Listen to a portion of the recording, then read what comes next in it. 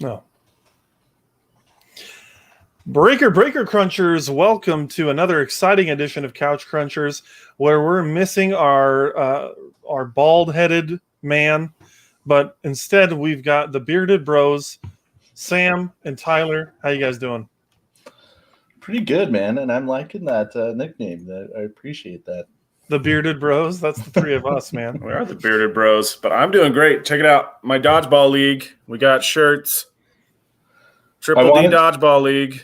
I wanted to wear mine, but it has spit up all over it. Looks so slick. Yeah. Dude, your baby spits up a lot. We had dodgeball at Tyler's mom's college. Wait, what is it? It's a racquetball court at her HOA. And Tyler brought his baby. And baby was spitting up on everybody. Yeah, we watched her last Saturday night, and she is adorable. And her and my son were having a lot of fun together. But yeah, she spits up like crazy. Yeah, we've tried like a ton of different food, and like the stuff that we have for her now is the best stuff. But yeah, she definitely still spits up a lot. Yeah, so. It's all good, dude. I feel like my wife, she used the. Does she spit up a lot too? Well, she has had a lot of babies that spit up a lot, and she used like a gentle formula or something. Yeah, we have somewhat gentler. We have that, and then we also have like this rice stuff that we mix into it. Yeah, is it shrimp fried rice that you're mixing in? Because that might be a problem. No. Yes, we know we're live. Matt's bored. Matt, the engaged man, welcome to the world of. Well, you've been married before, but congrats, man. We're happy for you here on the Couch Crunchers podcast. Anyway, Matt's getting bored, so let's move on from baby talk. Let's talk about what we have been watching. Let's start off with you, Tyler. What have you been up to? What have I been watching? It's a good question. I just kind of rewatched Last Man on Earth. Funniest friggin' show, man. I've heard good things. I haven't seen any of it though. I'm so bummed because they got canceled after the fourth season. Still worth watching, totally, but it left on a cliffhanger, and I'm like, what's happening? I really want them to bring the show back, but hilarious, like it's beyond stupid. Like, like you got to be really ready for beyond stupid humor. But yeah, it's hilarious. Also been rewatching New Girl with my wife. And then I haven't really been watching anything new. Invincible is over. Ended the first season, right? Like, is that or was it like a season? Is it like a mid-season thing, Sam, or is the season over? Do you know? Of which one? Invincible. That was the end of season 1. They are working on a season 2.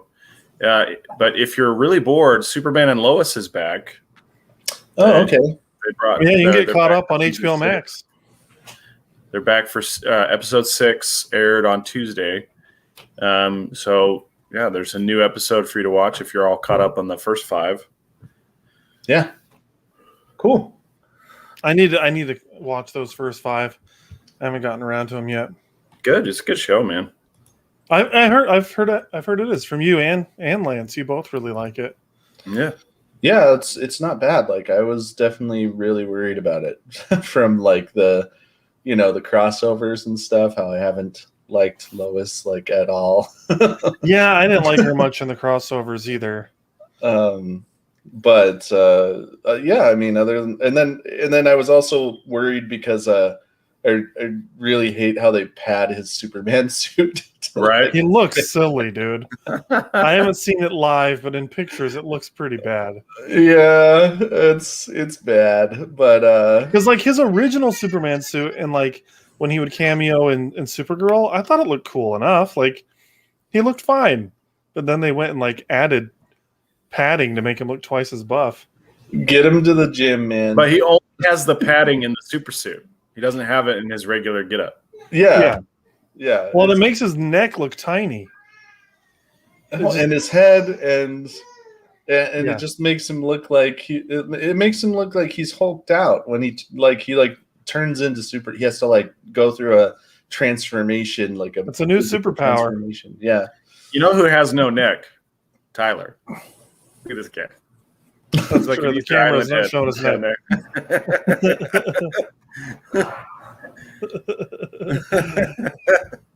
Ooh, that's a freshly shaved neck, unlike mine. I need to shave up down there. Sam, what you been up to? Oh my gosh, guys! I think I watched and then I started rewatching what may be my new favorite series. It's called Patriot. It's on Amazon Prime. Came out a few years ago, and I didn't hear about it when it came out. And somebody's been sleeping on the recommendation for a while because I finally watched it. It's got 2 seasons, and it's unlike almost everything I've seen. Like it's like a lot of things, but the way that they've combined everything is unlike anything I've ever seen. It's got fantastic music. It's got fantastic comedy. It's got real intense drama. It's got some not a ton, but it's got some great action scenes. Is it still going? Like, have they canceled it? Or no? It has been canceled. There's only 2 seasons available. Darn. It didn't get a whole lot of attention when it came out, which is a shame because it is dynamite. It is so good. Well, I mean, like when you watch Amazon Prime, they advertise their shows constantly. I've never seen anything for it. Yeah. But it's amazing. It's older. Amazon. It ran from 2015 to 2018, and I feel like Amazon Prime has only started to get more popular as a streaming service since about 2017, 2018. So I feel like this maybe is just one of their first projects that didn't quite land with people. I don't remember when the original Jack Ryan's first season came out, but I feel like that's when Amazon started to really become a service people wanted to watch. Because The Boys was after that, and they've had some other series too. They had quite a few things before that. They've had a few, but I feel like they've gotten bigger. Like Man in the High Castle. Yeah, Jinx. Great show. Yeah. Great show, and that's been out. I think that started in 2015 as well. So, I mean, I'm not entirely correct. I'm just saying I think they've become more popular, and they didn't used to advertise their shows because, frankly, I find that obnoxious. I find it really annoying that they advertise their shows. But whatever. I actually got an advertisement for the show I was watching one time. While you're watching it. You're watching Invincible, and it's like, watch Invincible now. Okay, let me watch it. But I was like, yeah, okay, I get it. I'm here.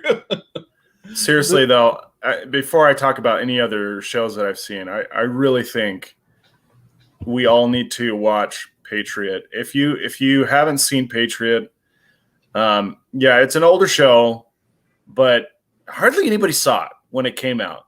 And season 1 was honestly mind-blowing. Season 2 is it's kind of like a victory lap, I'd say, which means that it doesn't have the same intensity, it doesn't have the same drive or the same heart, but it still feels good to watch it. But season 1 is so good. And just as kind of like a flavor, it's about a spy who has embedded himself in an industrial piping engineering firm so that he can travel with that firm to Luxembourg to conduct covert operations with some Iranians who are working to prevent Iran from going nuclear in 2011 and 2012. Things go awry instantly. And he spends the rest of the first season trying to correct the mistakes that happen in the first episode. And the whole time, he also will sing folk songs that kind of explain his thought process and how he's feeling at any given moment. And not only are the songs really, really good, they're also really, really funny. They're also really thoughtful. For me, the best scene, and you're gonna think that's not the best scene, but it is the best scene in the show. there's a detective who's investigating a crime that took place in Luxembourg. She travels to Milwaukee, where the engineering firm is located, to speak to the main character because she thinks he's the one who's behind it all. And she asks him for an interview, and he says, well, today's not a good day. Could we do tomorrow? She says, well, tomorrow's not a good day. Could we do today? And she goes, well, let's play rock, paper, scissors, or Rochambeau. And they proceed to play rock, paper, scissors 49 ties in a row.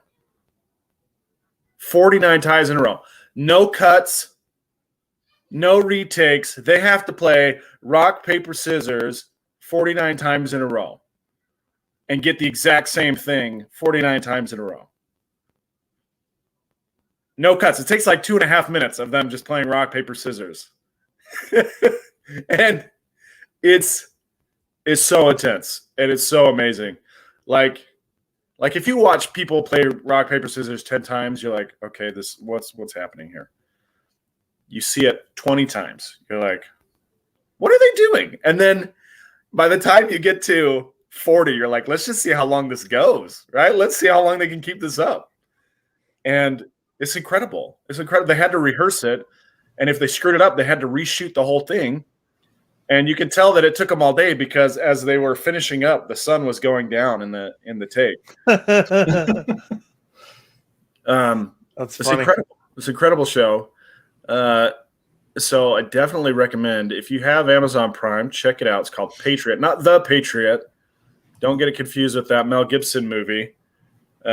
This is Patriot, and it's got a New Zealander actor as the lead. His name's Michael Dorman. But it's also got Terry O'Quinn, who you remember from Lost, as John Locke. And it's also got Kurtwood Smith, who played Red in that 70 show. And they're all fantastic. They're all really good. The ensemble cast is very great. And please watch it and let me know what you think. I would love to know if I'm right or wrong about the show. And if I'm wrong, hey, I admit it. But if I'm right and I think I'm right, you guys will love it. Cool. Yeah. The other thing I saw a couple weeks ago was Wrath of Man, which is the Jason Statham, Guy Ritchie production. Yep. Was it any good?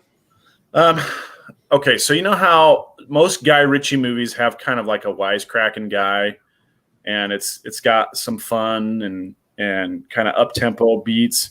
Yeah. Like the last Guy Ritchie movie that came out was The Gentleman. Yeah. And that had a lot of really fun characters. You know, the Hugh Grant character was really kind of greasy, but he was also really fun. Yeah. This movie doesn't really have any of those fun characters. It's like drama, action, primarily action. Jason Statham is just chewing things up, but it didn't really satisfy me because it didn't have that kind of fun feel that I really look forward to from a Guy Ritchie movie. Okay. So I think I gave it 2 out of 5. That's pretty bad. 2 out of 5. Okay. I've got some time tomorrow. My wife's going to be taking the baby out to Buckeye, and I'm going to be alone for like 5 or 6 hours. And I was considering going to the theater to see it, but now I'm wondering if I should save my money. You know, I think there's probably better things. Wrath of Man. It's really the only thing out right now. You know, and I think I gave it 3. Maybe it was 3, but it's been a couple weeks since I saw it. Yeah. I didn't hate it, but I just was like, this isn't anything new. This isn't anything surprising. Guy Ritchie, it kind of felt like he phoned it in because I think he wrote it and directed. And usually his projects, they usually have somebody who's a lot of fun in the show to kind of drive, ease up some of the tension. And there really wasn't anything like that in this one. Well, that's too bad. I did predict the twist, and I was like, okay, yep, here's the twist. And my wife was like, how do you do that? How do you know? I was like, I had to get it in before the twist happened so that I could call it, So I do that. I'm not always right, but I like to try to call them. I do it a lot when Kelsey and I are watching This Is Us. I'll be like, "Ooh, this is what's going to happen. This is what's going to happen." I'm wrong about 80% of the time, but when I'm right, it feels great. Well, nice. Anything else? Let's see. There were a couple of Netflix shows that I was taking a look at. Love, Death, and Robots. It's kind of an anthology series of animated shorts dealing with kind of cyberpunk and Yeah. First season, I think, came out like 2 years ago or something like that. Yeah. Cyberpunk, but it's also like there's always like sex and killing involved. You know, the love, the death, and the robots. It's kind of fun. They show you some things that are like, oh, that's kind of neat. So it didn't shock me as much as the first season did, but there were some cool things. There were some cool visuals. Nice. I like things like that. I did have to bring up one more. All right. I did watch Demon Slayer. Oh, yeah. Yes. Which I know Sam is a big fan. And overall, I'd say I liked it. But, man, I had some big problems with it, too. Okay, let me qualify. First off, okay. I'm just glad that you're watching anime because it means there's a chance you might someday get around to watching One Piece. But Demon Slayer is not my favorite because there's a lot of jibber jabber, just a lot of talk. The action sequences I do think are pretty cool, but you go ahead. Yeah, I think the action sequences are cool as well. But yeah, I mean, I pretty much mentioned all this to you, Sam. But the main character, just everything is just so over the top, and everything is just like it's like the most desperate situation in the world. Like he could be sitting at a table and asking someone to pass the salt, and it would be like, "Please pass the salt. I must have the salt." Like it's just like everything's so desperate, and it just it drives me insane. And then plus I did think that the main character was a girl at the beginning of the show. Was not the case. And then call me ma'am. It's ma'am. But then there's another character in it that just like is so annoying. He's scared of everything, and it's like he's just screaming all the time, and it just gets to this point where you're just like, okay, somebody just end this guy right now because I'm so sick of him. He has this cool thing where he every once in a while goes in this trance and like just works people and just kills people, and he doesn't remember that he does it, which is awesome, but it's not worth everything beforehand. Like the payoff is not enough to justify how annoying he is the rest of the show. But there are some cool characters. There's some really interesting takes on what demons are and ethics behind murdering them and things like that. So it's a pretty cool show overall. Story's really good. The animation's really good. So I'm trying to stick in there with it, and hopefully they fix certain aspects that are a little bit annoying about it. But it's super popular, so it probably won't change too much, I don't think. Well, you got to understand the story is already written. Story from start to finish has already been written and released. So the story is fine. The characters, the way that they're voice acted and stuff could be, changed a little bit. Did you watch the dub or the sub? The dub, of course. Yeah, of course. Well, the English voice actors are pretty annoying. Not that they're not annoying in Japanese too, but for some reason it just seems less annoying. Well, it's pretty common though.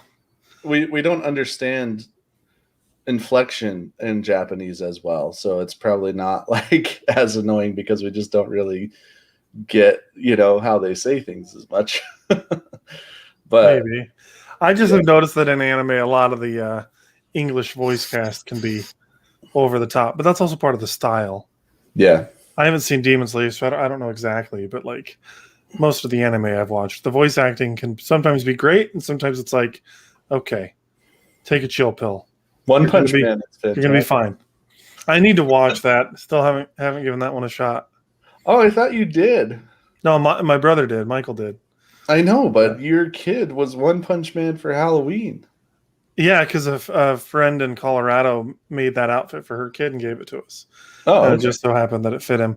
I want to watch it, and plus, dressing a baby up as One Punch Man is just it's easy. I feel like we should go to your house and watch episode 1 together and get you into it. Yeah, we should. Well, it's just like Letterkenny. Lance forever was saying I should watch Letterkenny, and I've watched like 2 or 3 episodes, and it's hilarious, and I love it. I just haven't gone back to it. I really need to, because like when I'm working, if I've got stuff that isn't quite as like intensive, I can put a show on in the background and work and do it. And Letterkenny, I feel like, or even One Punch Man, would probably be a good show for me to have on in the background. But anyway, I haven't gotten around to them. I have been, it's been a while. We haven't had the show for a couple weeks, and so now we're back. And I've been trying to think about what I've been watching, and I'm coming up with a blank because mostly I've been gaming, which is fine. I like to talk about what I've been playing as well. I was rewatching Punisher, and I did finish that recently. Such a good show. And then over the last month, I've been doing a rewatch of the Star Wars movies. I always like to watch the Star Wars movies again. And 2 things came out of that rewatch. Well, I'm going to say 3. Not that this is new information, but 1, the original trilogy is the best. It's so much better than the other 2 trilogies. Although I really love the prequel trilogy. Like it's the prequel trilogy and the sequel trilogy are somewhat close to me, just because the prequel era I like more than the originals era, but the movies are better in the originals. So that's 1. Number 2, Rogue One is my favorite Star Wars movie. It is the best written one, and I absolutely love it. And then 3, Solo's not as bad as I remember. It's been like a year or so since I watched it. I just watched it again today, and I like Solo. It's not perfect. I can't think of the actor's name right now. Like, he's definitely not as good of a Han Solo as Harrison Ford. Oh. But not even close. It was a dumb idea to even try to do a Han Solo movie because no one was ever going to live up to it. But I still like it. It's got a lot of good aspects. Though, Donald Glover as freaking Lando is great. Donald Glover is great, and you know what? Like, that was those were hard shoes to fill. I feel like there were so many good options to play Han Solo. You're never going to recapture Harrison Ford totally, No. But he wasn't really supposed to. He was supposed to be different and then become, who Han Solo was. He was supposed to be more hopeful and more, less cynical, and then become more cynical at the end. And there totally were a lot of actors that could have done that so much better than the guy they picked. Like, he was not good. But the Solo movie was never as bad as it got, bashed for. And I don't think like as bad as people say. So like when you say it's not as bad as you remember, I don't think it was ever as bad as like, it got trashed. So, well, like it doesn't get as much vitriol as like The Last Jedi. That one gets, like, the sequel trilogy in general gets trashed on all the time by Star Wars fans. Solo, I just don't see it talked about much. And that's fine. I don't think it's like a movie that is so great that you want to talk about it all the time. But as I was watching it again, I did notice that there are things that they did that really, like, I feel like the writers somewhat understood Han Solo. And they did a pretty good job. Like, while the actor maybe wasn't perfect for the role, there were things that they wrote into it that I'm like, okay, that's actually pretty good. I like that. Like that definitely feels Han Solo. Anyway, there's just some aspects to it that I really like. It's a movie I'll continue to go back to. Well, and Woody Harrelson was great. Oh, he was awesome. Kira was an interesting character. And like, honestly, I think that pretty much everybody would have been on board if they would have made a Kira Maul follow-up after that movie. And they still could. They could still do it on like a TV show or something. They I could, just but don't know Ray if they Park's will. getting older and older, like. Well, I don't. So that's the thing. It was Ray Park's body, but that was not his voice. It was, I can't think of the actor's name, but it's the guy who does the Darth Maul voice on the cartoons. That did the voice. So I don't know. There's ways you could get around it.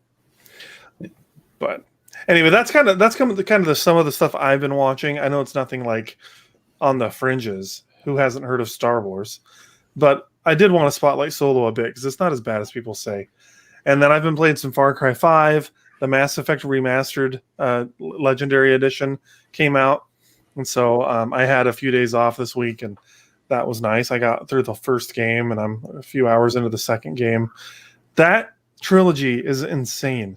If you like sci-fi, do yourselves a favor and play Mass Effect Legendary Edition, okay? Well, I didn't know that Yvonne Strahovski's in it, so now with a New Zealand accent or Australian. I think it's an Australian accent. Yeah. I forgot her accent was Australian in it, and so even though I've played that game a couple times, I got to the second game and I'm like, wait, did they change her voice? Well, you're so used to her as Sarah, right? Yeah, pretty much. Pretty much. Which that's a great show.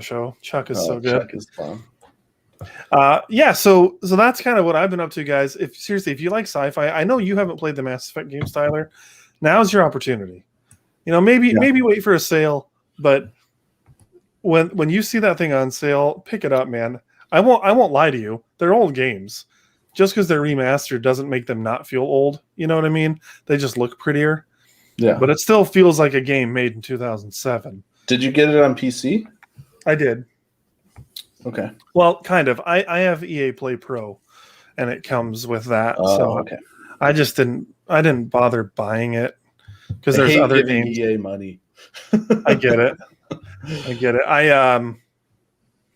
There's other games coming out this year on EA that I was like, you know what, it'll be worth it. So I just paid like $100 for the year's subscription to EA Play Pro, and by getting 2 games with that subscription in 1 year makes it worth it already. You already saved money. So Biomutant comes out later this year. The new Battlefield's probably coming out this year. So, well, and I do have to tell you something, Sam. Okay. I just looked up One Piece on Funimation, and I remember watching some clips of this in high school because one of my buddy was like, he was born white, but he's basically a Japanese dude, and he just everything in his life was like anime and just like Japanese cultural stuff, right? So he would show me these clips of different animes and stuff. So I actually remember this skinny dude. I don't know his name, but we watched a video where he was like fighting somebody, and then he pulls out these like massive weights from his like suit or something, and then he's like super fast. Kind of a little Goku move, I guess. That's Naruto. You're talking about Naruto. Is that Naruto? Because it looked like this dude. The skinny dude. The skinny dude with the weird hat. The skinny dude with the weird hat? Yeah. That's the main character, Luffy, but he doesn't ever fight with weights. Oh. That's what I remember. That's Naruto. That's a very famous scene in Naruto where he's dressed in green. And he looks kind of like Bruce Lee, but then he takes off his weights, and he has like 100-pound weights on his legs that he drops, and it crashes into the floor, and it's really fun. Well, maybe I did never see it then. I thought it was that. That never happens in One Piece, not one time. Okay. Well, never mind then. There was this one time I was watching One Piece, and there was a character that like put his hands up in the air and then he pulled a whole world down on the other character? That was Chuck Norris. Oh, okay. That was Dragon Ball Z. But anywho. All right, well, let's move on to our main topic of the night and talk about Jupiter's legacy. Matt mentioned earlier in the chat, don't know if he's still here, but he said that if we're talking about Jupiter's legacy, his eyes have already been accosted. So if you're still here, Matt, I'd love to hear why. It sounds like you don't have a positive opinion of the show. But we started the segment about what we've been watching with Tyler. So let's start this next one with Sam. Sam, tell us your thoughts about Jupiter's legacy. What did you think of it? Okay, so Jupiter's legacy is about a team of superheroes. It's about 100 years old. The team is about 100 years old. The characters themselves are probably in their 120s, 130s, maybe even 140s. And they have now 2 generations of superpowered individuals in this super team. Some of the superheroes are married, and some of them have had kids, and the main core of this group is the Utopian, played by Josh Duhamel, a gal played by Leslie Bibb. I don't recall her superhero name. And then they have a daughter and a son. The daughter has left the heroing business, but she has really strong superpowers. She's basically on the same level as her dad, or pretty close to. And then they have a son who is also pretty close. Well, he's not as strong as the dad, and he kind of makes goofy decisions from time to time. And so the dynamic of this family is really kind of the core that drives the whole thing. And it kind of jumps back and forth between current timeline and the timeline before they got their powers and leading up to the event that gave them their powers and led to the formation of this team. And at first, there was a lot of really interesting intrigue surrounding them getting the powers, because they would often refer to, what we had to do to get these powers. They would say that a lot. But the younger generation didn't have to do that. They didn't have to get their powers. They didn't have to earn them. They were born with them. And so it's like, okay, well, what is it they're trying to say with that? And then as time went on, you realize that really nobody was likable. Like, none of the characters were very fun. I think there were a couple of interesting characters, or at least characters with some personality. In the older generation, he was this kind of a dandy character. He dressed in suits, in the 3-piece suits all the time, and he was always he had like 100 eggs prepared for his breakfast every day, and he would select one out of 100 to eat, and it just depended on his mood that day. And he was kind of a funny character. And then, dude, he was pretentious as all get out. I saw that. I'm like, bro, it is the Great Depression. And here you are with 100 eggs made for you a day. It was the start of the Great Depression. It was actually the Roaring 20s. It was the Roaring 20s. And so it's understandable for a wealthy guy from good upbringing to have the option to select one out of 100 eggs every morning. And then the other eggs would be, tossed to the servants, I suppose. But then as the Great Depression starts taking hold, he loses his house, and on the very last day in the house, he gets one egg that is an average of all the other eggs, and he's grateful for it. So he wasn't all bad. Yeah, he was kind of a fop, but he wasn't all bad in my opinion. But then the character that's kind of his counterpart in the new time is this other fellow who has powers, but they're kind of different. They're not really made for combat, really. And he also is kind of a rogue. He's not really a good, what you'd call a good guy. And he eventually starts up a romance with one of the other main characters, and there's some kind of intrigue going on there. But I didn't really like any of the other characters. The son and the main family, he's kind of a dork. He just kind of goes around. He's like, gosh, I hope my dad is paying attention when I do something good and not when I do something bad. And he just kind of screws up a lot. And his dad is really hard on him and doesn't really give him the benefit of a doubt. And the dad's kind of a hard ass about this whole code thing. And you don't really ever get a sense of why the code is so important to him. And eventually they get to what they have to do. You don't ever get a sense. It's the code, man. It's the code. They say it so much. But I have to agree with you on that one, man. Like, the code is not explained well. We know killing is not okay, but that's about it. Like, it just kind of seems like there's 2 rules in the code. We don't kill and we don't govern. But he says it like it's this absolute thing that wasn't just pulled out of his butt. And honestly, there's no explanation as to where it comes from. Like, why is that so important to you? That you don't kill and you don't govern? Why is that the thing? The you don't kill thing is one of the most annoying things to me in all of comic book stories.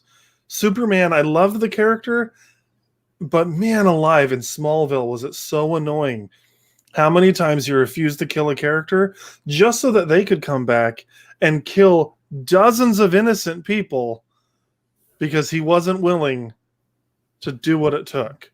It drives me bonkers. I wrote an article on Couch Crunchers about this, about the whole moral high ground that superheroes take. Oh, I hate it. I hate it because The Flash was doing it like two seasons ago. So I wrote an article because I was getting all pissy about it. But Jupiter's Legacy does the same thing. They don't ever explain it. You can't ever kill. You can't ever kill. Don't get me wrong. I think the code of trying to avoid killing is a good idea. But he gets all mad at his son for saving all of their lives. There was no other option. No, you should have flown him into space. You should have taken out his legs. They had 8 superheroes trying to take this guy down, and they couldn't. And here he is, like the Utopian, berating his son about it. I didn't really like the Utopian. I found his character to be obnoxious. I love Josh Duhamel, and the actor did a very good job. But the Utopian, like, I know he's a good guy and his heart's in the right place, so I shouldn't say I don't like him. His motivations I really didn't like, and I really didn't like how much of a jerk he was to his kids. But I also think about the fact that he was raised in the 20s. He's freaking old, and he just doesn't look it. I mean, you imagine someone who was raised in the 20s living today. There's a different set of values that you're raised with, and those oftentimes will stay with you for years. I mean, Tyler can speak to this. Our grandparents are in their 80s now. They're very different people than we are. Right. And that's okay. They were raised differently. They have a different background. I can only imagine 50 years older than that. Maybe not quite 50 years older than that. Our grandparents, I guess, are pretty old. But anyways. Yeah. But I thought his character was interesting. I liked how it showed him going to the psychiatrist who was his nemesis. That was creepy. At first I was like, oh cool, he's getting mental health, and then I found out that it was a villain. I'm like, oh man, this guy's messed up. The only person he goes to is one of his super villains. But it kind of has like that Batman and Joker vibe to it, I guess. A little bit, but there's definitely been other superhero shows where it's like, there is a relationship that forms between the villains and the heroes over time, and it becomes something that, I thought it was interesting. It made his character be somebody who's like, I have these people who are close to me, but I can't talk to them fully, kind of just gave some extra depth, I guess, to his character for me. But yeah, I can agree with that. Yeah. So, I mean, it was pretty cool. And his rigid beliefs were kind of, I agree. I hate the don't kill thing in superhero shows, because it's like, sometimes you just have to, there's not really any getting around it. And the whole situation with his son, berating him when it's like, well, you just saved all of your lives, think about it logically with Batman and the Joker, going back to that example. Now, as a fan, I'm glad he doesn't kill Joker because then we get more interactions in the story. Right. But goodness gracious, how many lives could Batman have saved had he just taken the guy out? Right. But that's the logical thing. It's not as fun in writing. So I don't know. Right. But I mean, you think about it too. I mean, like the son who killed the villain in this show. I can't remember that guy's name. The villain that they killed. Black Star. Yeah, Black Star. So he kills Black Star. If he hadn't killed Black Star, it wouldn't just be that like he kills all the superheroes that are there. Like who else was there to fight him? Like nobody else was around. Like he would have just gone on a rampage killing tons and tons of people because nobody else was strong enough to fight him other than the people who were there, who he would have killed, you know? So it's like you can't just have this rigid belief without looking at all the angles, and he's too stuck to like realize it, which makes for an interesting conflict, but at the same time it does start to get a little bit annoying. Like, why can't you see how this code is not working out, Yeah, and I agree. But really quick, I have to mention something. You know how in Infinity War, Black Panther says, "Get that man a shield"? Yeah. Every time I hear that beeping sound, I'm pretty sure it's in your background, Tyler. I just want to say, get that man a battery. Someone's fire. Oh, it's a fire smoke detector. Smoke Sorry. detector. Someone's smoke detector needs a battery. I wasn't even thinking about it, but yes, it is fine. Yeah, no, the code. I don't mind heroes having a code. Batman has his no killing rule, and other heroes have like rules that they adhere to. That's fine, but I do agree with Sam. It wasn't very well explained. I definitely agree with the don't govern thing. Can you imagine if heroes with all sorts of power like that were governing? I mean, I think it's a good idea, but that's one thing I liked and didn't like about the show. When they talk about the no governing thing, when Utopian's talking to his brother, I liked that there was a differing opinion there, and that his brother was like, "No, I think we should rule." But it was from that moment on that I immediately said, and that was like in the first, maybe second episode, I'm like, "Oh, his brother's a bad guy." It wasn't in the first or second episode. It was in the last episode.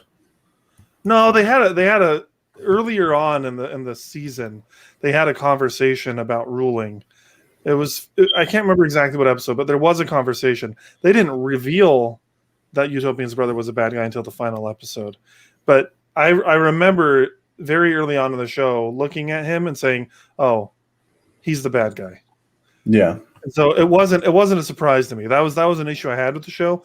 Overall, I actually really enjoyed it, and because we were supposed to review it last week and then we weren't able to like review the show, but I started it on Monday thinking, "Oh, it's going to take me all week to finish this show."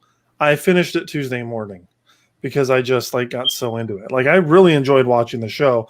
Doesn't mean it's perfect, but I had a lot of fun with it. But the ending was way too abrupt. It was really predictable, and the code was kind of nonsensical.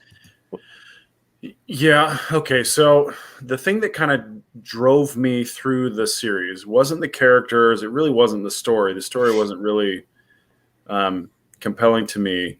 The only thing that was really driving me was the mystery of what they had to do, and this constant jaw-jacking about the code. How important is the code? The code's so important. We need to know where this code came from, and in order to know why it's so important. And then we finally get around to showing what they did, what they had to do to get these powers, and they had to go camping. And we camping for a few days. That was it.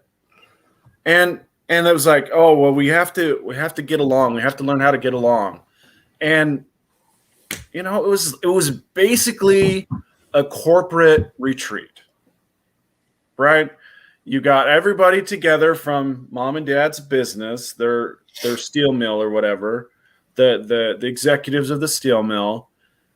You sent them out to this remote island, and they have some trust exercises, It's like, catch me, I'm falling. And there was there was a scene like that where it's like they're having their emotions out, and then, oh, catch me, I'm falling, and he catches him so he doesn't fall. And it's like, is this it? Like, there's no like a puzzle, or they don't have to be like. It makes me wonder if something was cut, because I do agree that like earlier on in the season they were talking about how they had to go through so much to get their powers, and then they really didn't go through that much. It was more than going camping. It wasn't. It wasn't though. But it wasn't that dangerous, because they talked about all these people going out to that same area and dying. Yeah. Okay. What killed them? There wasn't anything that dangerous. It was themselves. Like they got there and they were like, "Let's kill each other." Well, why? Well, there was that scene where they kind of had that, is similar to that scene in Avengers where the staff is kind of like making them all like want to attack each other and stuff. And it showed that like other people had that same influence over them and killed each other at that same spot.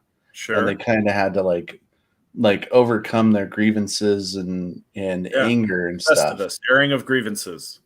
Right. Which was year. Yeah. Well, it was, I mean, it was a little bit more of a mystical like agitation, but there wasn't anything like that would make you think, oh, what did like you said, like what we had to go through to get these powers. There wasn't anything that would make you think that scene was justified or that dialogue was justified. Yeah, let me tell you something. I have seen high school relationships that have gone through tougher times than those people had to go through. Right?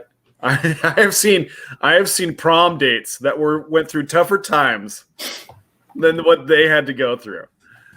It was like that's it. They hike through the woods, and then they get through the woods, and the woods are like, oh, don't turn back. Can't turn back. Keep going. Keep going. I'm like, okay, well, I guess we'll keep going. Okay, I guess I'll keep going. They keep going.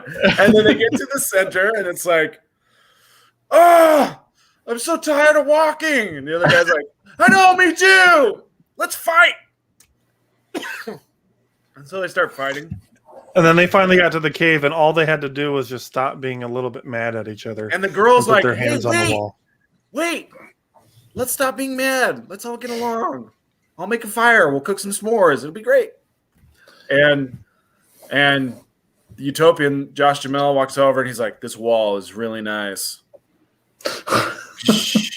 And it lights up. He's like, I was right. It is really nice. Everyone come touch this wall.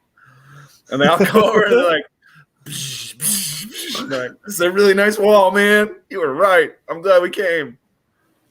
Can we go home now? I know. We got to get along. Corporate retreat.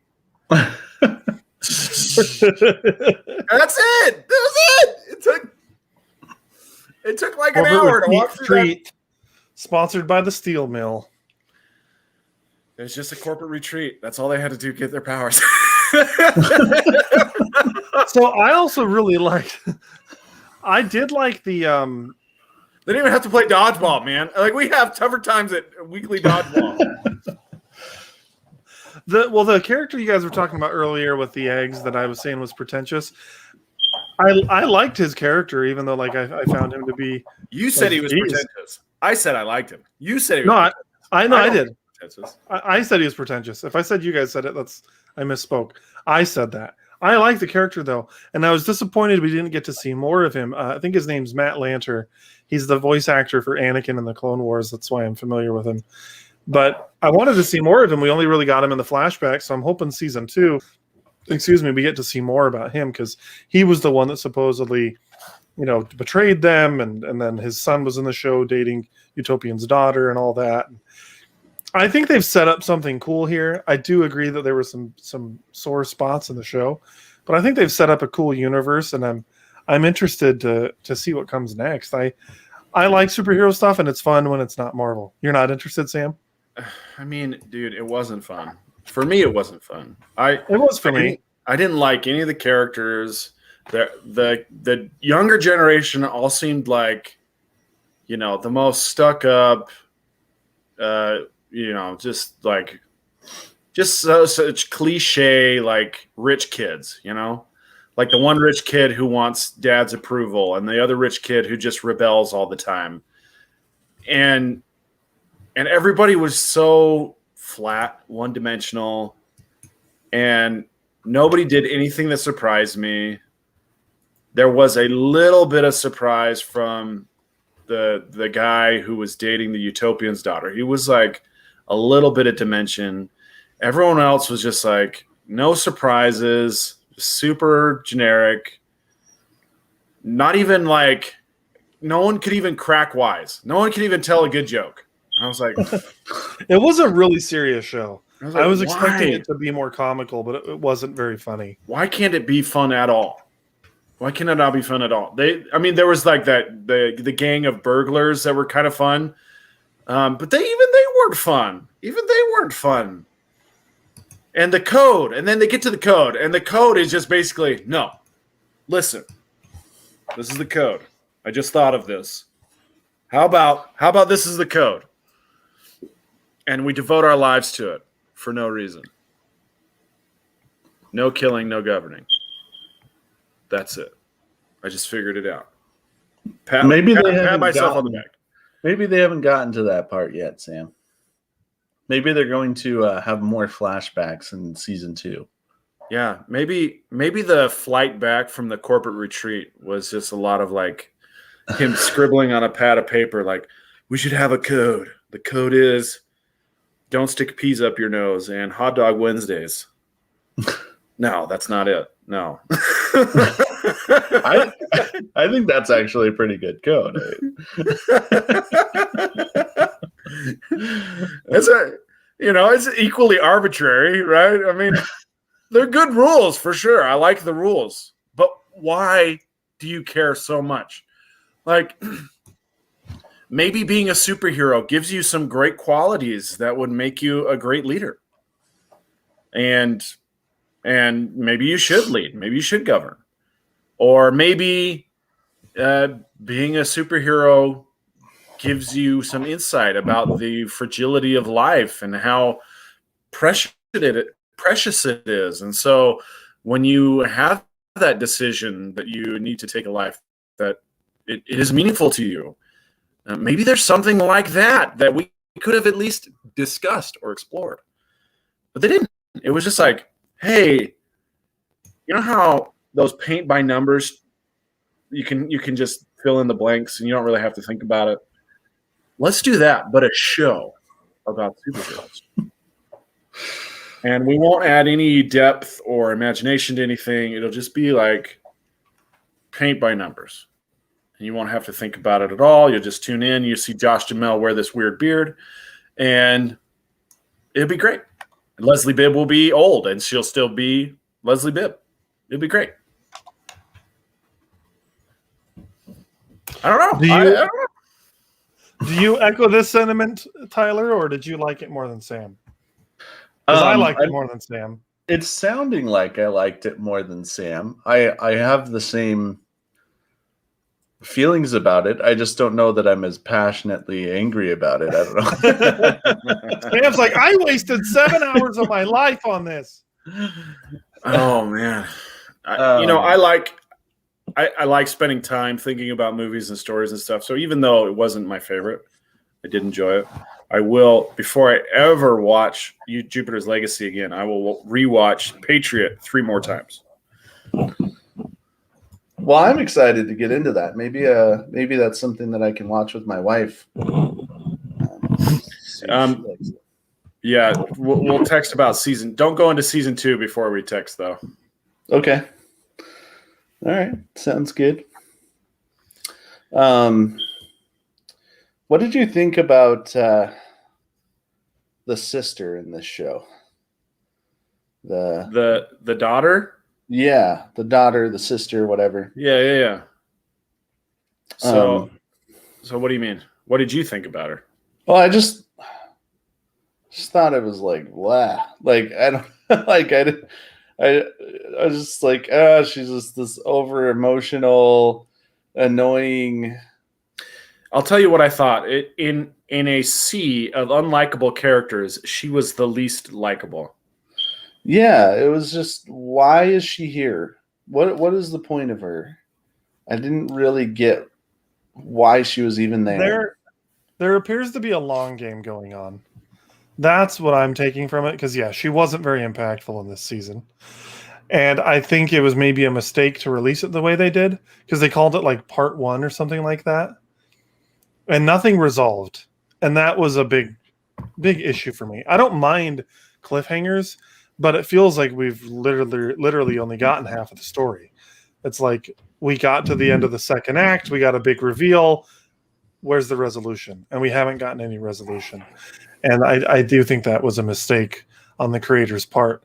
I read an article saying that the guy, the writer for the comic and the show, because he's involved with both, said that he was going to not reveal that Utopian's brother was the villain, and he was just going to kind of leave it open. And I'm like, I don't know if that would have been better or not, because that would have been, I think, maybe even a worse ending. At least here we got some degree of a reveal. But I don't know, man. I agree that she wasn't super useful, but I guess I'm looking at this as just a piece of the story. But they didn't do a good job at giving us a season that made it feel like at least some degree of self-contained story. Like, I look at Daredevil, there's 3 seasons of that show, but season 1 was a self-contained story that opened itself up for more story. Here's my take on. Sorry, Tyler, why don't you go first? And then I'll give you my take on open-ended seasons. Well, I mean, to go on about your point about her not being that impactful, I think she was impactful on the show in a negative way, because like she wasn't just like some side character that they showed sometimes. It was like she was a main character, and every time she came on, it was just like, why am I watching this? Why?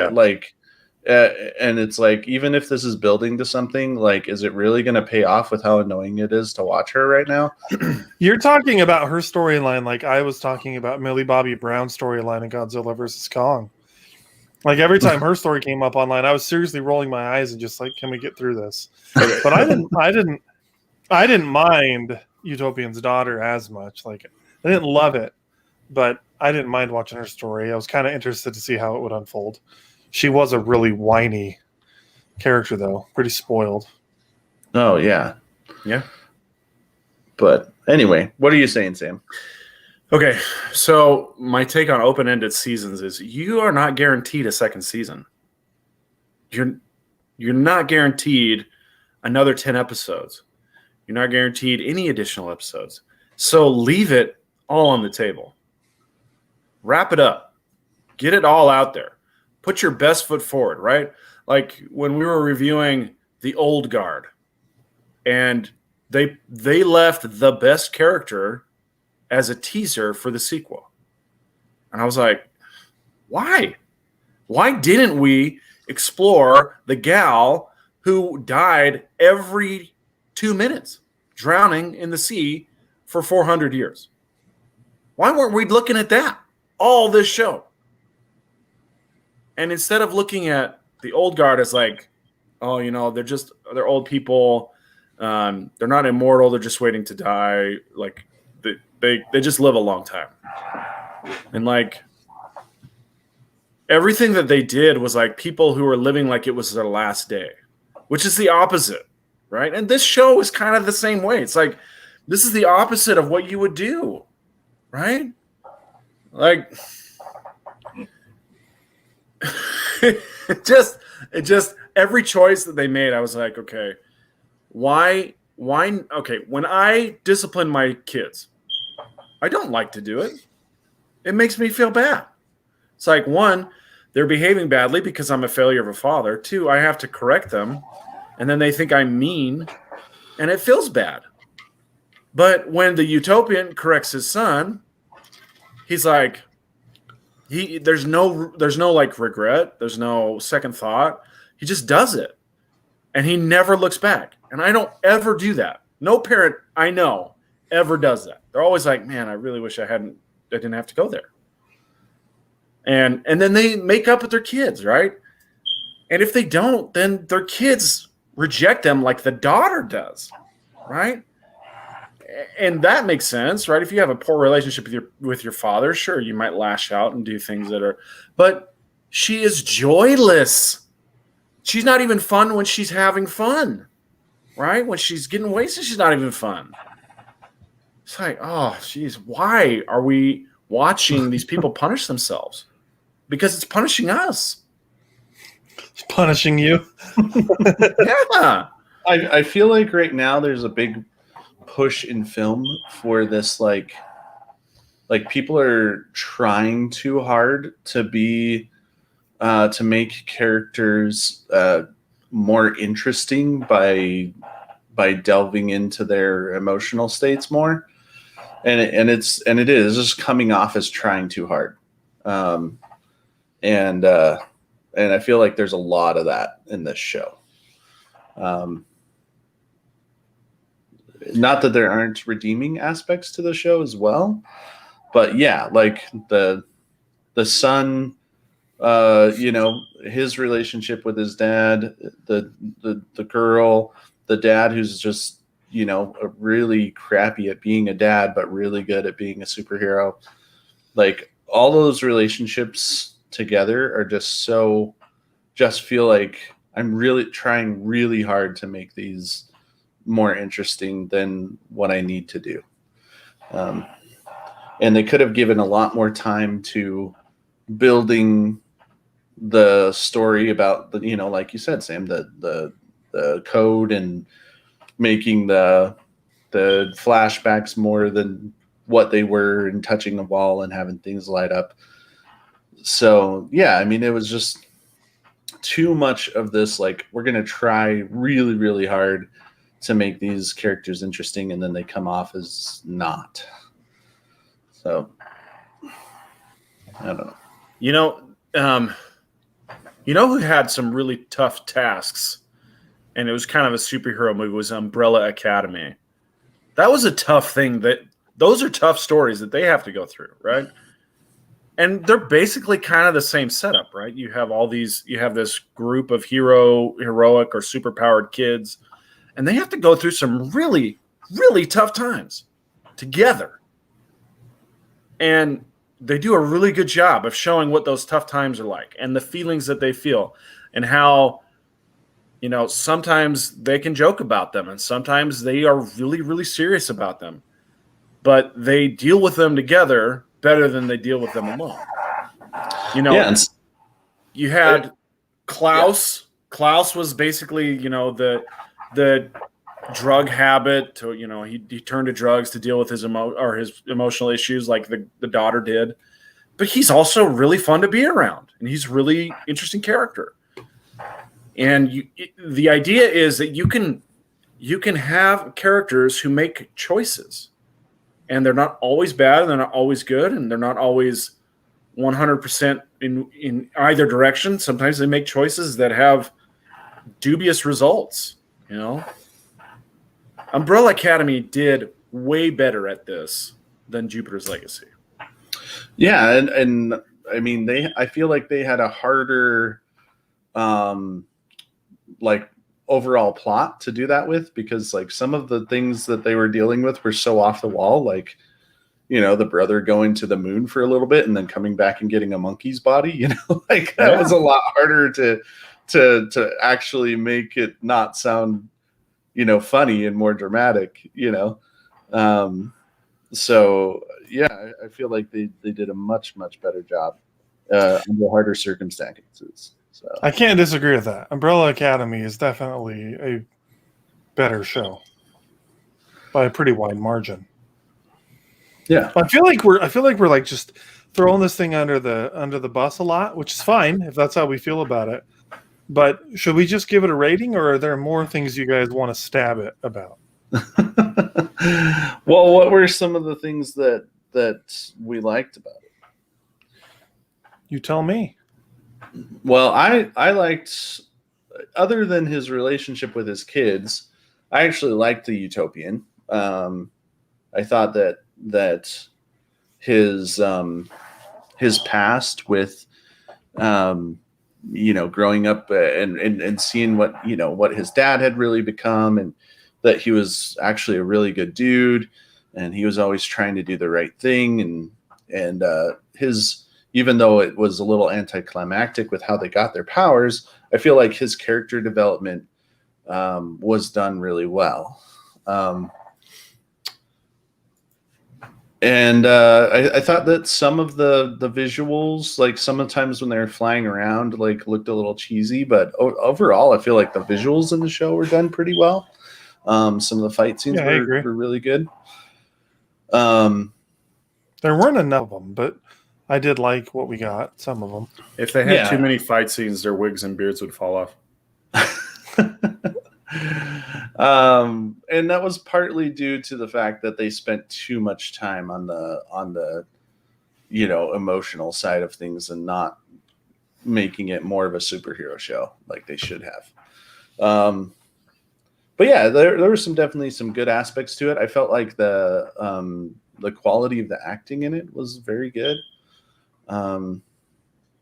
Sam looks like he disagrees with that, but I agree with you. I thought the acting was good. And I also agree that the Utopian, while I didn't love him a lot of the time, he had a good heart. I think he just he was so unmoving that it was a big character flaw for him to be so unwilling to change and grow and adapt. Well, and there are some characters that are like that are good, take Captain America for example. Yeah, I was going to use Captain America as an example. Yeah, you're right. He's so stalwart and unmoving of a character. There's certain things he has to adapt to, but like for the most part, very morally, unmovable person. But he's already set right. Like he's already like considered to be like the moral standard of a good person, but yeah, this guy is totally unmoving, and it's like, well, you need to budge, like there's something needs to give here because what your code doesn't work. So yeah. Sam, anything that you liked that you want to highlight?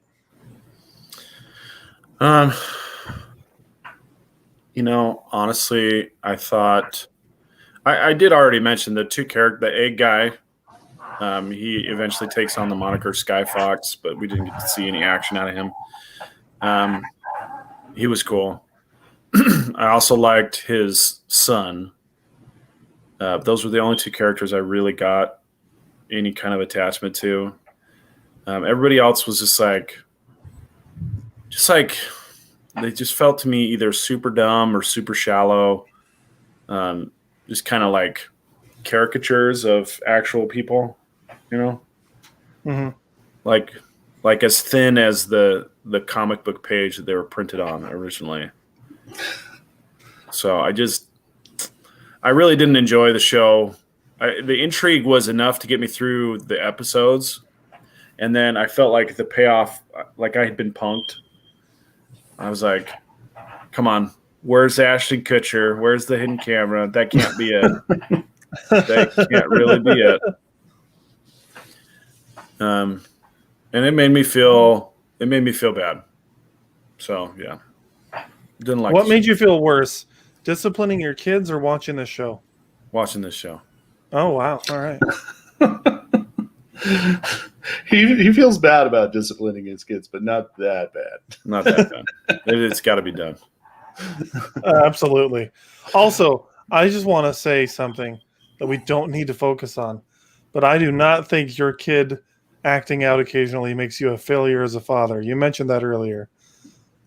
Doesn't matter how great of a father you are, your kids are going to make mistakes. That's not what I'm saying. What I'm saying is when you have to discipline your kid, it makes you feel bad for at least a couple of reasons, not just fair enough.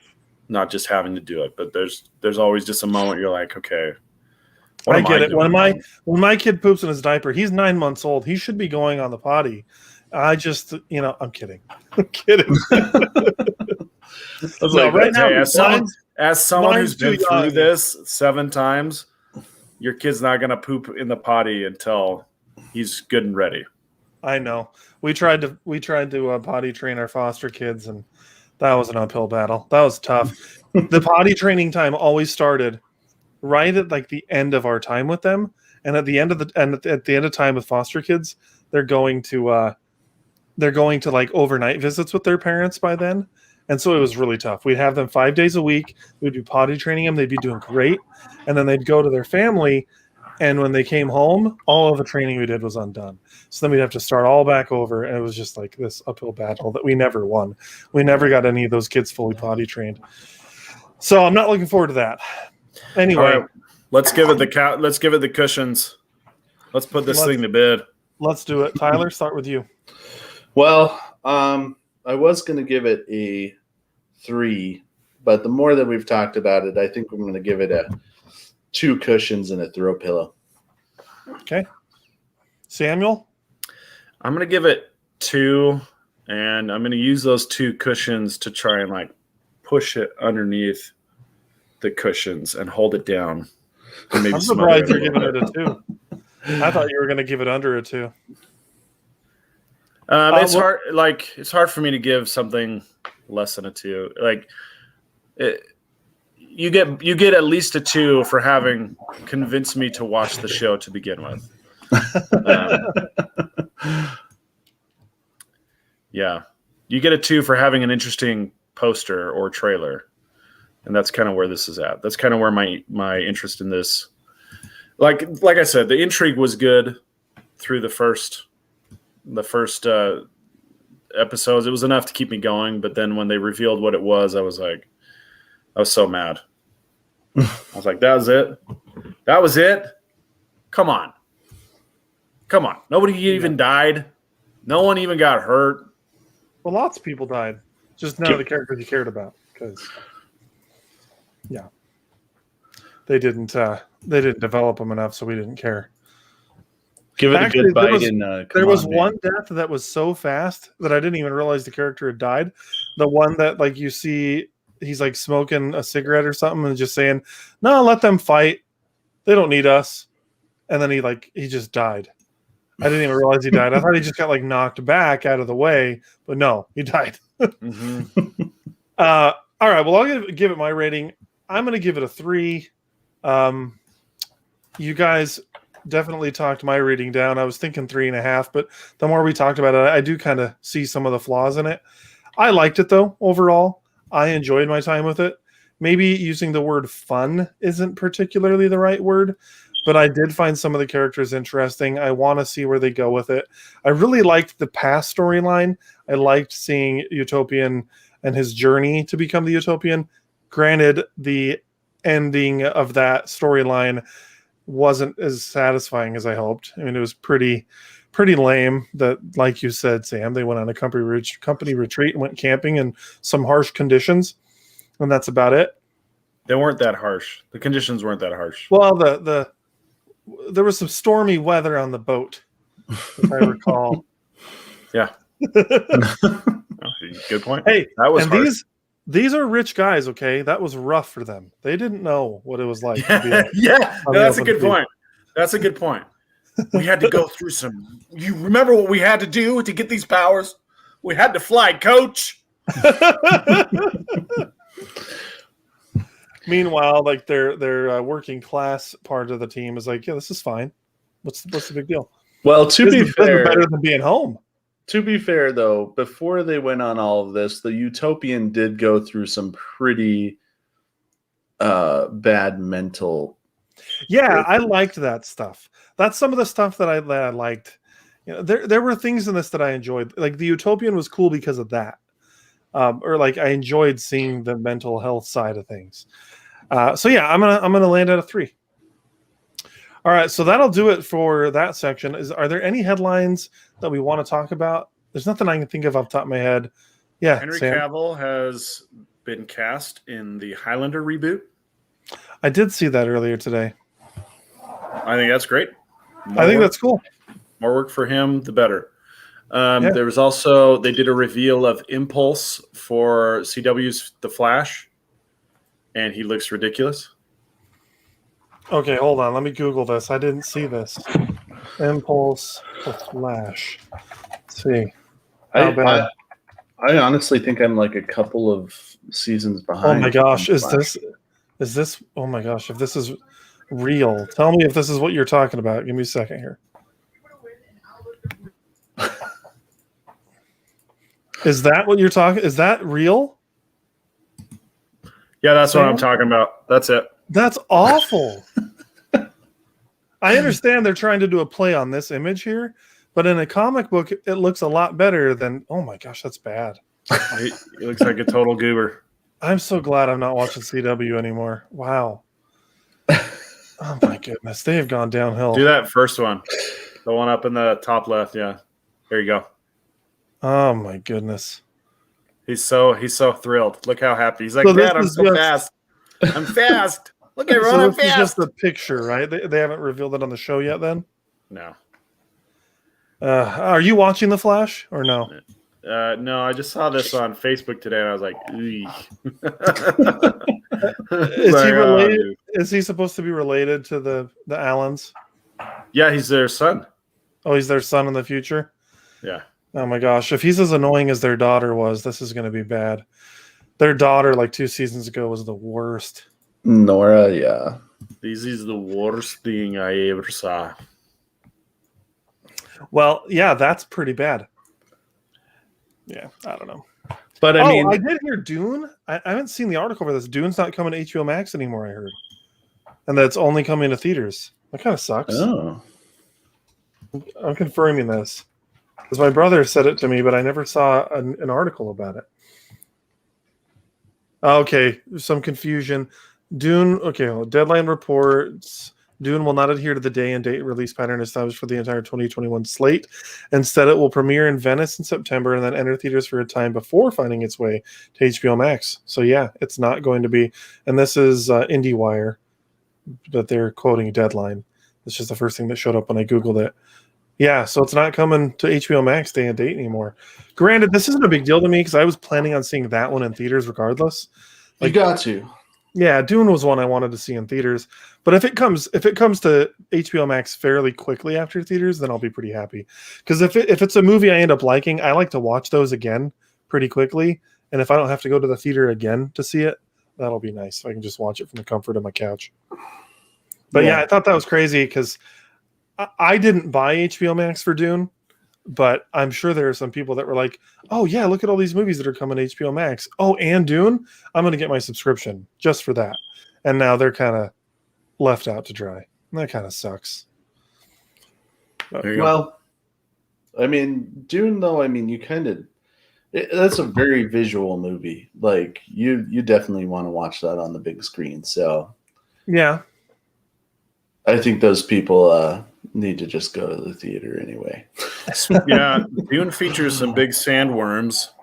Turns out Kevin Bacon is trying to get back into Tremors. He's more excited about doing a Tremors sequel than he is doing a Marvel movie. A sequel? Yeah, he wants to continue his story, his Tremors story. Apparently, of all the movies he's ever done, that's the only one he's rewatched. Really? Yeah. That's pretty funny. All right. Well, I think that'll do it for us tonight. Thanks, everybody, for tuning in. You can check us out on Instagram, Facebook, Twitter. You can check out Triple D Dodgeball as well on Instagram, Facebook, and Twitter. Tyler and I are both active members of Triple D Dodgeball. They are. I'm an active member of the Facebook page, and I watch the streams, or parts of them anyway. But I have not. You only watch the parts where my shirt's off, right? Dude, it's funny. Every time I come on, your nips are there. Okay, so for real though, I laugh. I don't. I've mentioned this a couple times, and you've never commented back when I say it. You always are. You're working out in a polo. Yeah, it's a golf shirt. Uh-huh. That does not look comfortable. Why do you choose the red polo? That's just it's your comfort shirt. That's your shirt, huh? I love that. This is power shirt, man. Yeah, all right. Bright red. You can spot me anywhere on the court. Very easily. And it makes my neck look big. Yeah, Tyler, I don't know if he has an outfit, but you're always in that red polo. No, like, is he going to a business meeting or is he going to dodgeball? Dude, I love wearing golf clothes. I think they're active wear that's also really stylish. So golf shorts, hey, golf man, shirt. If you're going to throw dodgeballs at people's nuts, you may as well look good. That's right. And there was an epic comeback. Sam shared a video with us. The old timers versus the young guns. You guys were down like what, 6-2? 8-2. Like 8-2. 8-2. And then you guys came back and won the next 8 in a row. That's right. Yeah, we did. Yeah, that's pretty awesome. That's so cool. That's got to feel good. Yeah, we gave ourselves a huge handicap. How so? We were like, oh, we could take it. Let's give them 8. It was on purpose. Yeah. Oh, that's okay. Yeah, it was totally intentional. It was on purpose. Yeah. We wanted the dramatic finish. That feels good though. I remember, back in the day playing basketball and you get behind. It feels nice to come back for the win. All right. Well, that'll do it for us tonight. Check us out on our podcast services as well. You may notice that our feed hasn't been updating.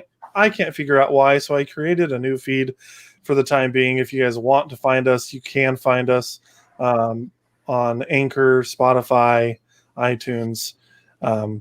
I'm probably going to have to just keep us on the new feed because the old one didn't allow us to do analytics anyways. And so it wasn't really very beneficial because we don't know how many people are actually listening to our podcast because it does not show us. So if you are watching here on YouTube, please subscribe to us on Spotify, iTunes, Anchor, via the new feed. But anyways, until next time, keep on geeking on.